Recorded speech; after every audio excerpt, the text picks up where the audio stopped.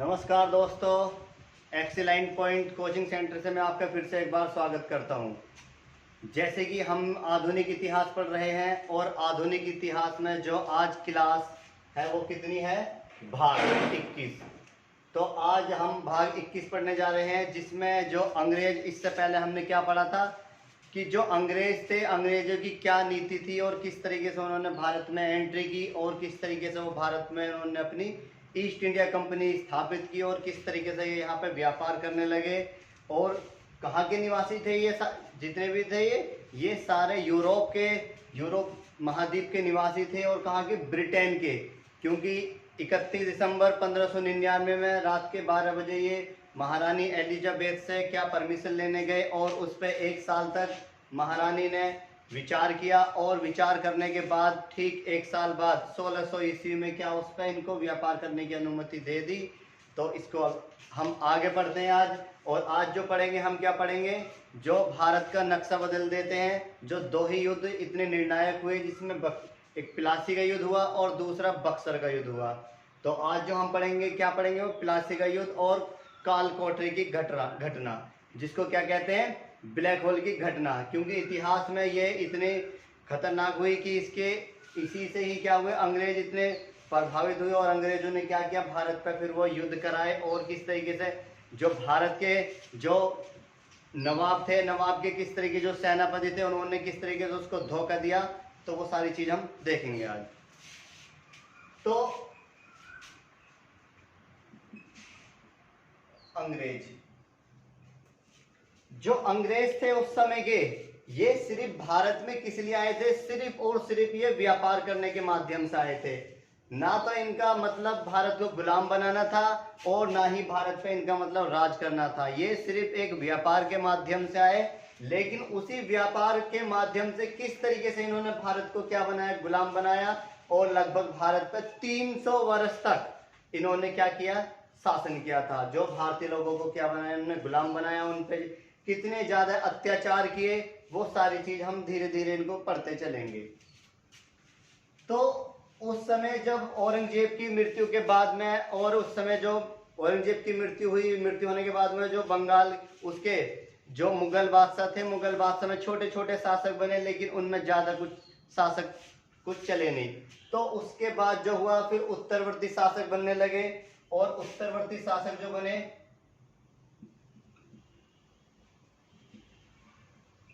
उत्तरवर्ती शासक मतलब जो सिर्फ और सिर्फ वो उत्तर भारत में ही क्या करते थे, वो राज करते थे, उत्तरवर्ती शासक बने। तो क्या हुआ, उस समय जो उत्तरवर्ती जो शासक था वो कौन था, फर्रुखसियर उत्तरवर्ती शासक था। और ये कहाँ का, उसका मुगलों का शासक था, उत्तरवर्ती शासक जो फर्रुखसियर था। अब जो फर्रुखसियर था, किस तरीके से ये अंग्रेज आए, तो जब ये फर्रुखसियर शासक बैठा, गद्दी पे बैठा, और जैसे ये गद्दी बैठा और बैठने के बाद में हुआ यही, इसको एक बीमारी थी, तवचा नामक एक बीमारी थी, जिसको हम फुंसी फोड़े भी बोलते हैं। फुंसी फोड़े की बीमारी थी। अब इसकी बीमारी ये ठीक नहीं हो पा रही, बिल्कुल भी। बहुत परेशान था ये फर्रुखसियर, इतना परेशान था कि जितनी भी जो देसी दवाई थी इसने सारी प्रयोग कर ली, लेकिन इससे इसको कोई भी फायदा लाभ नहीं पहुंचा। तो हुआ यही, उसी समय क्या हुआ, कुछ अंग्रेज किसके पास पहुंचे, फर्रुखसियर के, क्योंकि ये उत्तरवर्ती शासक था, इसके पास पहुंचे। और ये अंग्रेज कैसे लोग होते थे, ये बहुत ज्यादा चालाक थे। तो हुआ यही, ये इसके पास पहुंचे और पहुंचने के बाद में इससे कहा कि आपको क्या बीमारी है। तो इसने कहा मेरे को त्वचा बीमारी है और जो ये ठीक नहीं हो रही। तो हुआ ये, जो अंग्रेज थे, इन अंग्रेजों ने जो फर्रुखसियर था, इसको ऐसी एंटीडोट दवाइयां वगैरह दी। जैसी इसको एंटीडोट दवाई वगैरह दी और इसकी जो त्वचा बीमारी थी ये कैसी होगी, बिल्कुल ठीक हो गई। जैसे ठीक हुई, अब ये किसकी चाल थी, इन अंग्रेजों की, किस तरीके भारत में व्यापार करने के लिए। तो ये त्वचा बीमारी इसकी ठीक हो गई। ठीक होने के कारण जो फर्रुखसियर था, फर्रुखसियर ने बोला कि बताओ तुम्हें क्या चाहिए अंग्रेजों से। तो इन अंग्रेजों ने क्या कहा कि हमें कुछ नहीं चाहिए, हमें क्या, जिस तरीके से आपको ठीक किया है ये दे एंटीडोट मतलब अंग्रेजी दवाई देके, तो हम क्या करना चाहते हैं कि भारत में और भी बहुत सारे लोग कैसे हैं, बीमारी से पीड़ित है, हम उनको क्या करना चाहते हैं, ठीक करना चाहते हैं। इसलिए हम ये जो एंटीडोट दवाइयां हैं इसका भारत में प्रचलन करना चाहते हैं। तो फर्रुखसियर ने इनसे कहा कि ठीक है, तो मैं आपको कहां पर, बंगाल, मैं आपको बंगाल दे देता हूं और आप क्या करो, बंगाल में जाके अपना व्यापार कर सकते हो। तो हुआ यही, ये अंग्रेज सीधे कहां पहुंचे, बंगाल। लेकिन जो बंगाल का जो उस समय नवाब होता था,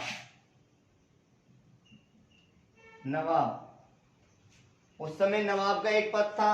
ये नवाब क्या थे, जिस तरीके से जो फर्रुखसियर था ये उत्तरवर्ती शासक तो था, लेकिन इससे पूरा भारत कंट्रोल नहीं हो रहा था, पूरा भारत कंट्रोल नहीं हो रहा था। तो इसने क्या करा, जगह जगह अपने क्या बना दिए, नवाब के पद देके उनको जगह जगह लोगों को स्थापित कर दिए थे। जैसे कि आप कह सकते हैं कि राष्ट्रपति होता है, भारत का राष्ट्रपति, अब ये क्या चलाता है, केंद्र में शासन चलाता है। लेकिन ये क्या करता है, भारत के राष्ट्रपति ही निर्वाचित करता है किसको, जो राज्यपाल होते हैं, राज्यपाल। तो ये राज्यपाल क्या करते हैं, ये राज्यों में देख रेख करते हैं। तो उसी तरह से ठीक जो फर्रुखसियर था, फर्रुखसियर ने भी क्या किया था, बंगाल में क्या नवाब का पद बना रखा था, और इसमें क्या ये नवाब का पद था। और उस समय जो नवाब था वो था अलीवर्दी खां, अलीवर्दी खां। लगभग 1740 ईस्वी में अलीवर्दी खां नवाब का बंगाल बना। जैसे नवाब बना, अच्छा एक चीज और, जो बंगाल है, बंगाल पहले 3 प्रेसिडेंसियों को मिलाकर एक बंगाल बना था। इसमें क्या था आपका, बंगाल था एक, प्लस बिहार और उड़ीसा, इन तीनों को मिला के क्या बना था वो, बंगाल। तो इनको मिला के क्या बोलते हैं, बंगाल। तो ये सारे चीज, ये तीनों राज्य थे, ये क्या थे, बंगाल के अंदर ही थे। तो उस समय जो अलीवर्दी खां था, क्या था, ये बंगाल का नवाब था। जैसे यहाँ पर अंग्रेज पहुंचे, अंग्रेज को किसने भेजा था, फर्रुखसियर ने, कहां पर, बंगाल। और वो भी व्यापार करने के लिए किस तरीके से, बिल्कुल एकदम टैक्स फ्री करके, टैक्स फ्री मतलब आपको किसी भी तरह का कोई भी टैक्स नहीं देना, आप बिल्कुल टैक्स फ्री क्या कर सकते हो, यहाँ पर व्यापार कर सकते हो। अब जब इनको टैक्स फ्री करना था तो यहाँ पर बहुत ज्यादा बंगाल में क्या लगा, झटका लगा।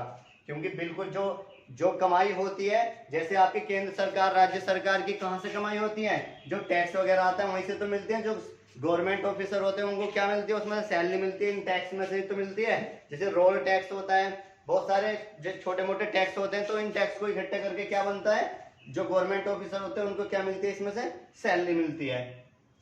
तो जब इन अंग्रेजों को यहाँ पर टैक्स फ्री बना दिया गया तो यहाँ पर बंगाल की सरकार को बहुत ज्यादा झटका लगा।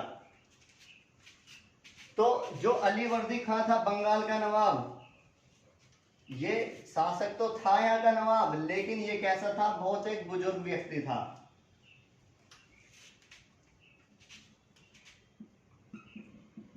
बंगाल, अलीवर्दी खां बुजुर्ग था। तो हुआ यही, इससे भी क्या कुछ समय के लिए बंगाल का नवाब बना। लेकिन इसकी ही 3 पुत्रियां थी, उनमें सबसे बड़ी जो पुत्री थी इसकी घसीटी बेगम, घसीटी बेगम। इतिहास में इसका नाम बहुत ज्यादा घसीटा गया है, तो आगे देखेंगे घसीटी बेगम कैसे क्या करती है, बिल्कुल मतलब घर का भेदी लंका ढाता है, ठीक उसी तरह से ये क्या करती है, ये भारत मतलब घर की जितनी भी बातें होती थी ये सारी किसको पहुंचाती है, अंग्रेजों को पहुंचाती है। और ये अंग्रेजों के साथ ही मिली थी आगे। और इसी का ही, इसके जो छोटी पुत्री थी इसकी, उसका पुत्र था सिराजुद्दौला।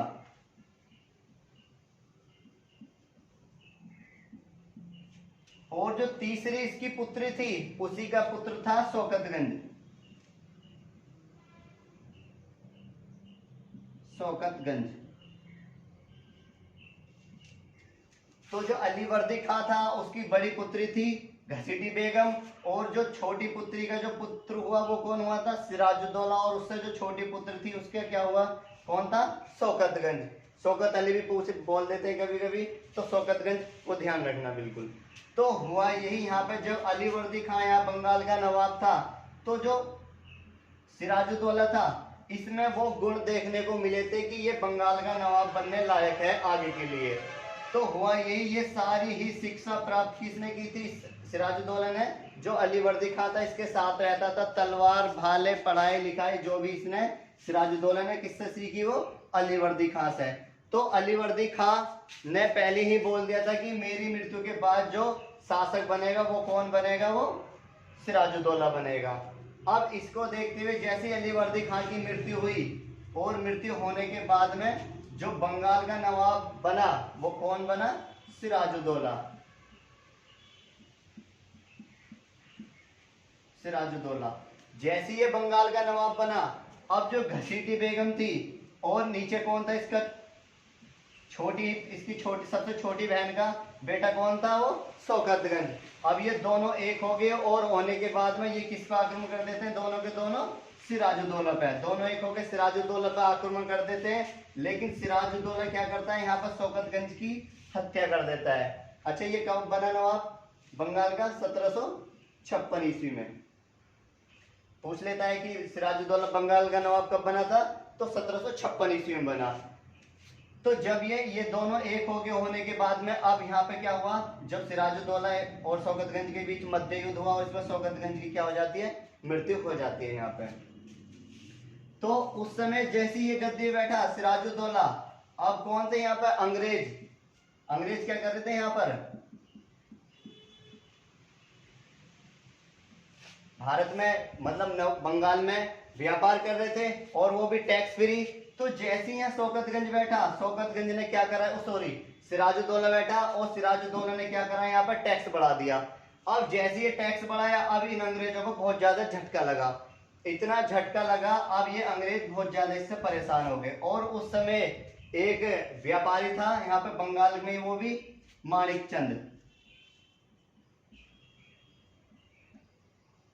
माणिकचंद और था एक जगत सेठ।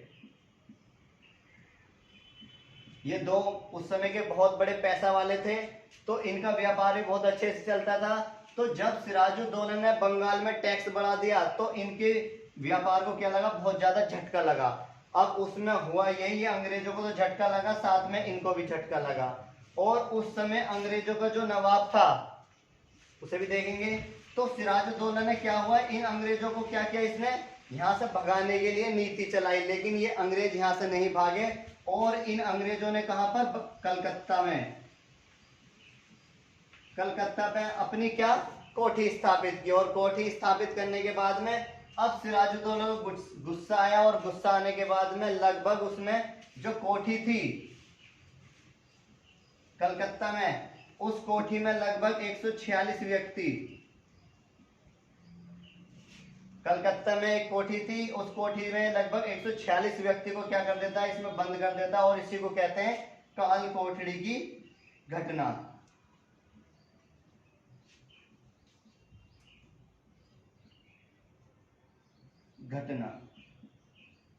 कब हुई थी ये? 20 जून 1756 ईस्वी को। 20 जून 1756 ईस्वी को काल कोठड़ी की घटना हुई। और इस घटना में क्या हुआ? जो सिराजुद्दौला क्या कर देता है? यहाँ पर एक बहुत बड़ा कमरा था, उस कमरे में क्या करता है? इन 146 व्यक्तियों को क्या कर देता है? उसमें बंद कर देता है। और बंद करने के बाद लगभग वो 3-4 दिन तक उसमें बंद रहे। और बंद रहने के बाद में तो हुआ ये, यहाँ पे जैसे बंद रहे यहाँ पे, तो इनको भूख लगी, प्यास लगी, और यहाँ पे कुछ नहीं था खाने पीने के लिए।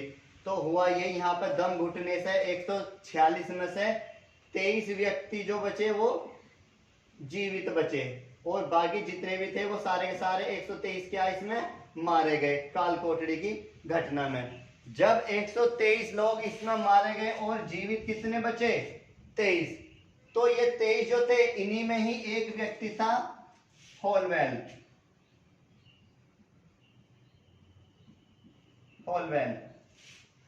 ये होलवेल था। तो ये क्या कर देता है यहाँ पे?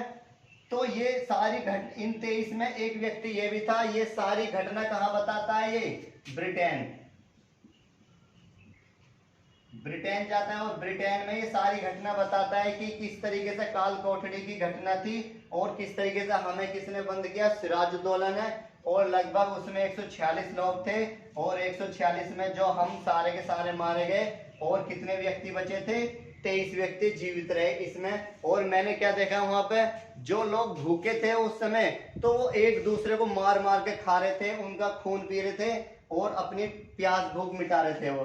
तो ये घटना हॉलवेल ने कहा बताई थी जाके, ब्रिटेन में। जैसे ब्रिटेन में बात पहुंची है तो तब ही ब्रिटेन से ही एक ब्रिटेन से ही एक गवर्नर नियुक्त होकर आया,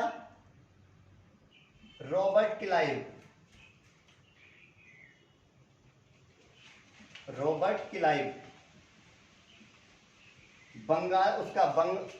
अंग्रेजों का एक गवर्नर आया बनकर, रॉबर्ट क्लाइव। अब हुआ ये रॉबर्ट क्लाइव जो था, इसने सारी भारत की परिस्थिति देखी और देखने के बाद में तो उस समय जो था, मैंने बताया आपको, एक जगत सेठ और माणिकचंद, ये उस समय के बंगाल के बहुत बड़े पैसा वाले थे। तो इसने क्या करा, रॉबर्ट क्लाइव ने इनको बुलाया यहाँ पर और इनसे कहा कि आपको क्या यहाँ पर बहुत बड़ा झटका दिया है, किसने, सिराजुद्दौला ने। सिराजुद्दौला ने आपको बहुत बड़ा झटका दिया है और आप क्या करो, मेरे साथ मिलो और मैं किस पर आक्रमण करूंगा, सिराजुद्दौला पर। और यहाँ पे फिर आप ही क्या करना है, यहाँ पे राज करना। अब इसको देखते हुए जो सिराजुद्दौला वो एक तरफ था, इसको कुछ नहीं पता था। और जो माणिकचंद और जगत सेठ थे, इन्होंने कहा कि हमारे साथ और भी लोग हैं। तो इसी की ही एक मौसी थी, घसीटी बेगम।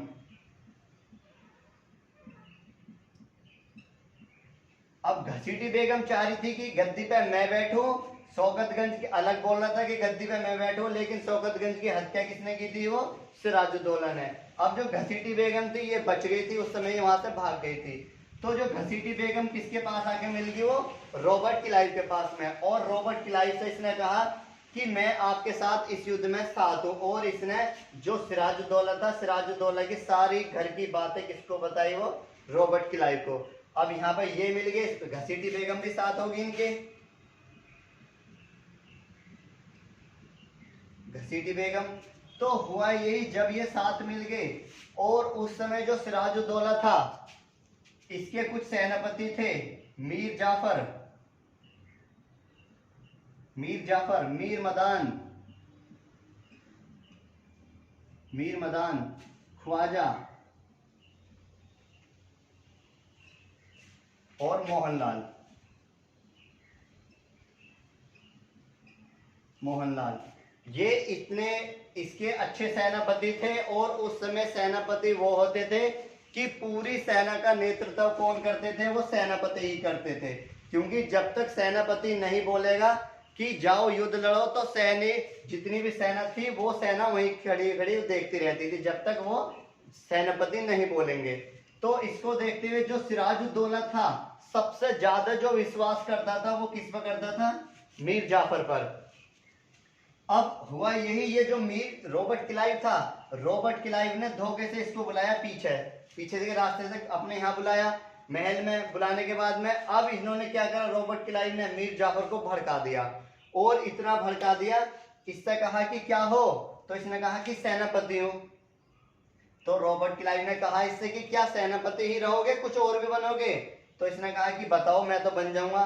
तो रॉबर्ट क्लाइव ने कहा कि हम आपको कहाँ का, बंगाल का नवाब बना देंगे। आप क्या करना, युद्ध लड़ना, लेकिन युद्ध में आपको सिर्फ अपनी सेना से बोलना नहीं है कि हाँ युद्ध लड़ना है, बस आप अपनी सेना को आदेश मत देना, आप चुपचाप वहां पर खड़े हुए देखते रहना।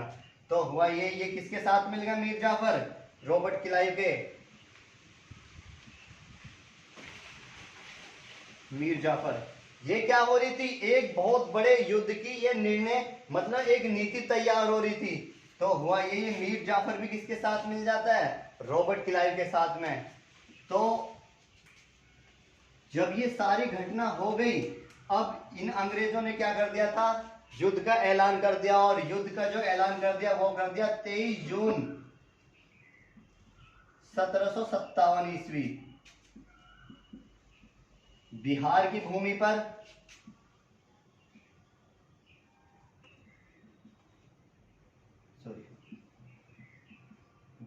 भूमि पर प्लासी का युद्ध।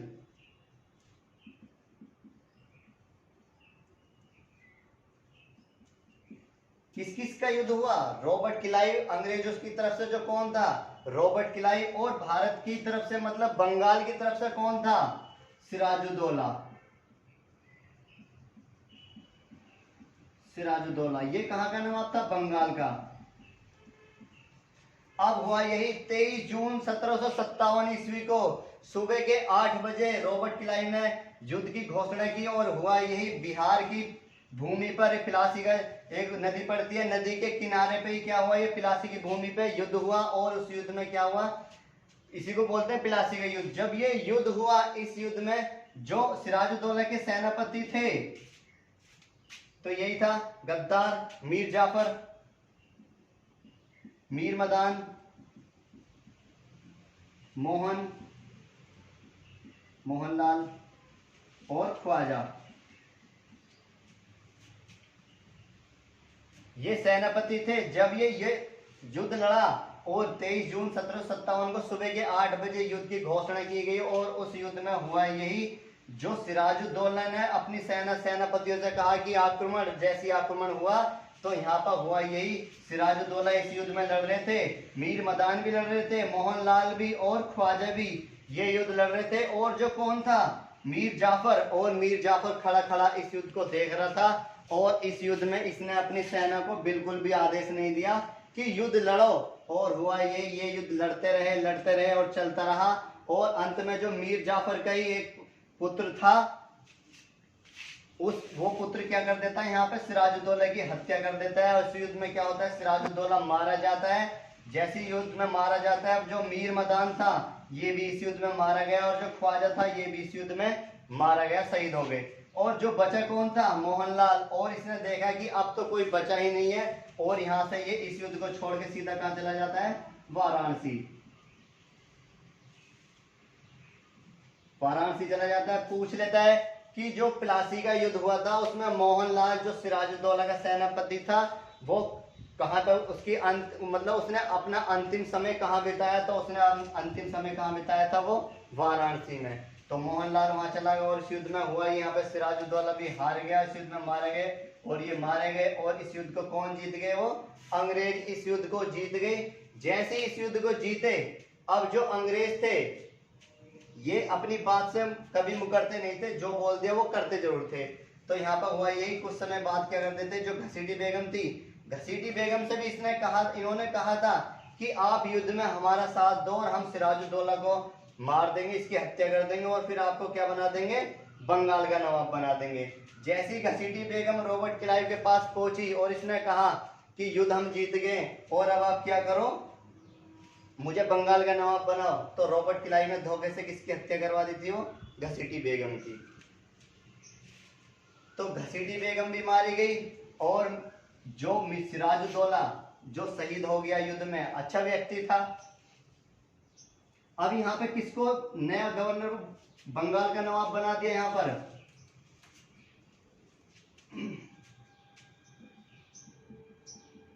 बंगाल, और बंगाल का नया नवाब बना जो 1757 से 1760 ईस्वी तक 3 वर्ष तक रहा मीर जाफर। क्योंकि इससे बात हुई थी कि तुझे क्या बनाएंगे? बंगाल का नवाब बनाएंगे। तो हुआ यही, मीर जाफर को बंगाल का नवाब बना दिया। अब यहाँ पे जैसे ये बंगाल का नवाब बना, लेकिन जो अंग्रेज थे, रॉबर्ट क्लाइव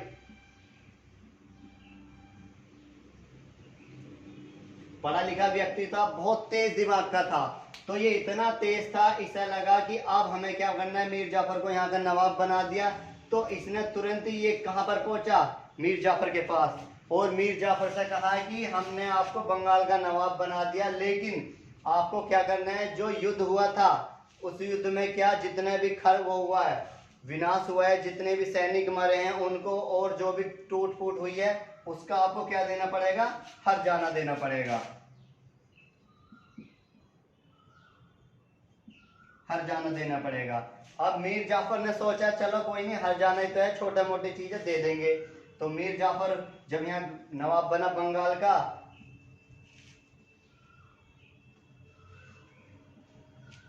तो इसने क्या किया, यहाँ पे इनको रॉबर्ट क्लाइव को हर्जाना दिया, और हर्जाना इतना था, ये हर्जाना ही नहीं दे पाया इनका अंग्रेजों का, और हर्जाना देते देते इसके घर के जो सोने चांदी के बर्तन थे और जितने भी घर में पैसा था, धन था, वो सारा हर्जाने में चला गया। लेकिन उन अंग्रेजों का कभी भी जो हर्जाना था वो कभी भी पूरा नहीं हुआ। तो यहाँ पे जो मीर जाफर था, अब ये यहाँ से थक गया कि अब मेरे पास कुछ बचा ही नहीं है। तो ये इन अंग्रेजों ने क्या किया, जो अंग्रेज थे, इन अंग्रेजों ने तुरंत यहाँ पे मीर जाफर ने इस्तीफा दे दिया कि मैं बंगाल का नवाब नहीं बनना चाहता, क्योंकि मुझसे जो हर्जाना है वो पूरा नहीं हो रहा। तो यहाँ पे मीर जाफर यहाँ से हटा, और बंगाल का 1760 ईस्वी में ही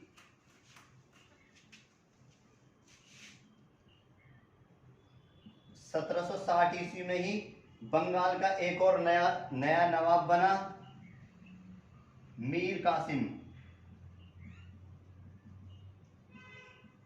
मीर कासिम, जब मीर कासिम यहाँ का नया नवाब बना, अब जो रॉबर्ट क्लाइव था ये यहाँ पर आया था युद्ध लड़ने के लिए, प्लासी का युद्ध, और इसका समय यहाँ से पूरा हुआ, और पूरा होने के बाद ये कहाँ चला गया, अपने ब्रिटेन चला गया। अब यहाँ पे मीर कासिम जैसी गद्दी पे बैठा, नया नवाब बना। अब जो अंग्रेज थे ये सोच रहे थे कि जिस तरीके से मीर जाफर ने क्या किया, काम किया, ठीक उसी तरीके से ये भी क्या करेगा, हमारी तरह उसकी तरह काम करेगा यहाँ पे। क्योंकि जो रॉबर्ट क्लाइव था, रॉबर्ट क्लाइव ने मीर जाफर को क्या कहा था इसने, गीदड़, गीदड़ या फिर गधा।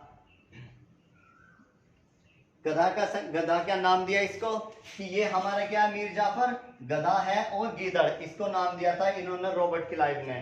तो जैसी मीर कासिम यहाँ पर नया नवाब बना, अब ये अंग्रेज गलती से भूल गए कि ये उस तरीके से कार्य नहीं कर रहा। तो इसने क्या किया, यहाँ पर सबसे पहले जो इन अंग्रेजों की जो राजधानी थी वो मुर्शिदाबाद थी, मुर्शिदाबाद। तो इसने क्या किया, मीर कासिम ने जब 1760 ईस्वी में बैठा, और इसने अपनी राजधानी मुर्शिदाबाद से बदल के कहां कर दी, मुंगेर, अपनी फैक्ट्री मुंगेर कर दी। और मुंगेर में ही मीर कासिम ने क्या, जो बंदूक गोली बारूद की क्या अपनी प्रथम फैक्ट्री कहां स्थापित की, वो मुंगेर में की। तो मुंगेर में ही भारत की पहली फैक्ट्री है जहां पे क्या, जो बंदूक के गोले बारूद की जो फैक्ट्री बनी थी भारत की पहली, वो मुंगेर में बनी थी। किसने बनाई थी, ये मीर कासिम ने। अब जैसे यहाँ पर हुआ यही, ये उल्टे विपरीत कार्य करने लगा, किसके, इन अंग्रेजों के विपरीत कार्य करने लगा। तो यहाँ पर अब अंग्रेज इससे बहुत ज्यादा परेशान हो गए थे। होने के बाद में तो यहाँ पर रॉबर्ट क्लाइव को पता चला, और उसके बाद में क्या हुआ, जो अंग्रेज थे वो वहां से तैयार होकर, और होने के बाद में ये सीधा कहाँ पहुंचा, दिल्ली पहुंचा। और दिल्ली में जो उस समय नवाब था वो उसका मुगलों का शासक था, उससे मिला, और होने के बाद में अवध का शासक के पास पहुंचा। और उसके बाद में आगे क्या होता है, एक बहुत बड़ा निर्णायक एक और युद्ध होता है। और वो जो युद्ध होते हैं वो दोनों युद्ध, एक प्लासी का युद्ध और एक बक्सर का युद्ध, ये दोनों क्या कर देते हैं, अंग्रेजों की यहाँ पे बहुत बड़ी एक सत्ता स्थापित कर देते हैं। तो कल जो हम पढ़ेंगे वो बक्सर का युद्ध पढ़ेंगे, किस तरीके से बक्सर का युद्ध हुआ, और मीर कासिम ने किस तरीके से यहाँ से भारत की तरफ या बंगाल की तरफ से क्या किया, इसने नेतृत्व किया, और किस तरीके से अंग्रेजों से इसकी बहुत बड़ा ये बक्सर का युद्ध हुआ भयंकर। और इस युद्ध में किस तरीके से भारत यहाँ पे पूरी तरह से हार चुका था। और फिर क्या हुआ, यहाँ पे अंग्रेजों की यहाँ पे इतने सत्ता स्थापित हो चुकी थी, फिर अंग्रेजों ने क्या यहाँ की मतलब जनता के साथ दुरुपयोग किया, गलत काम किया, और उनको क्या फिर यहाँ से इन्होंने गुलाम बनाना शुरू किया था। और लगभग 300 वर्ष तक क्या बनाया इन अंग्रेजों ने, भारत को गुलाम बनाया। तो कल जो हम पढ़ेंगे वो बक्सर का युद्ध पढ़ेंगे, किस तरीके से आगे देखेंगे वो सारी चीजें। ठीक है, तो आप रेगुलर क्लास देखते रहिए। ठीक है, तो धन्यवाद आज के लिए, कल फिर मिलते हैं एक नई क्लासेस के लिए। Thank you.